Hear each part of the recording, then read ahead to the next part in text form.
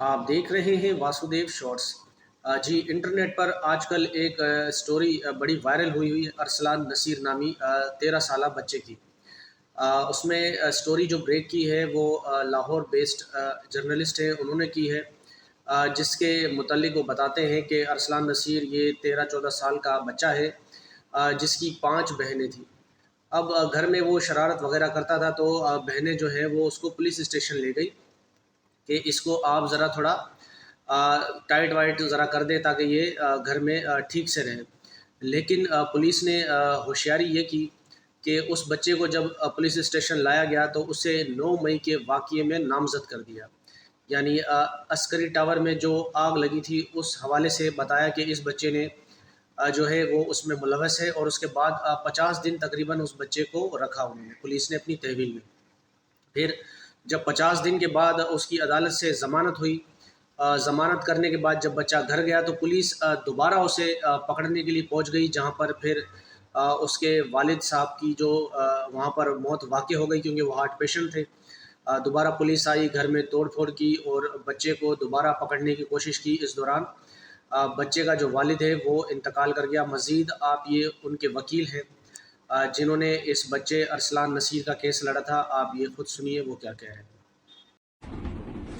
ارسلان نسیم 14 سال کا بچہ ہے جس کے بارے میں آج کل سوشل میڈیا ٹرینڈ بنا ہوا ہے۔ اس کی ضمانت ایز وکیل میں نے ہی کروائی تھی، رانا انتظار ایڈوکیٹ۔ اس بارے میں سوشل میڈیا میں بہت ساری غلط خبریں چل رہی ہیں جس کے بارے میں آپ کو حقیقی جو ہے وہ سٹوری ہے وہ بتا دیتا ہوں۔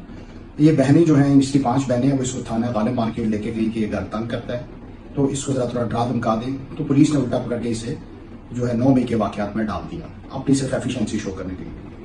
اس کے بعد ریمانڈ کے دوران اس کی بہنوں کو سیکچولی پولیس ہراس بھی کرتی رہی۔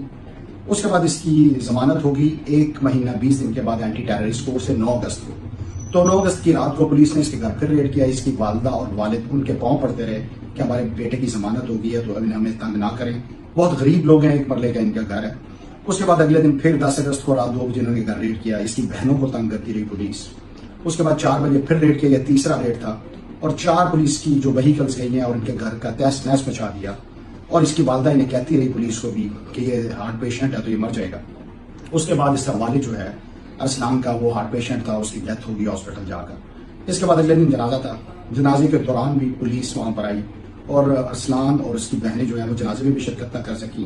پولیس نے اتنا ڈراما دھمکایا اور جنازہ بھی انہوں نے جلدی کروا دیا، اور یہ ظلم یہیں پہ ختم نہیں ہوا۔ فیملی ابھی تک گھر چھوڑ کر وہ ڈیتھ کے باوجود مختلف جگہوں پر رہ رہی ہے، اور یہ اس کے حقیقی واقعات تھے۔ پولیس اس میں 3-4 جو پولیس پر الزامات، ایک تو اس کو غلط روک کیا گیا اس میٹر میں، بہنوں کو سیکچولی ہراس کیا گیا، اور تیسرا سب سے بڑا ایشو کہ بیل ہونے کے بعد کیا ضرورت تھی اس کے گھر پر ریڈ کرنے کی، اور اس کے بعد پولیس کے ہائی اپس کو اس سارے ایپیسوڈ کے بعد، کیونکہ میں کیس بھی پرو بونو کر رہا تھا، میں بار بار انٹیمیٹ کرتا ہوں کہ یہ معاملات ہو رہے ہیں، مگر اس کو پولیس نے اس پر بالکل کان نہیں دھرے، اور جب یہ سوشل میڈیا ٹرینڈ بنا ہے تو اس کے بعد پولیس کی تمام ایجنسیاں اس میں حرکت میں آ گئی ہیں۔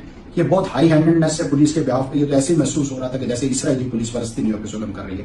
یہ اس کے اصل حقائق تھے، اور میری حکام بالا سے بھی ریکویسٹ یہی ہے کہ اس فیملی کو بالکل تنگ نہ کیا جائے، پولیس کے خلاف جو افسران انوالومنٹ کے خلاف کارروائی کی جائے، اور لڑکی کو جو ہے اس کیس سے ڈسچارج کیا جائے۔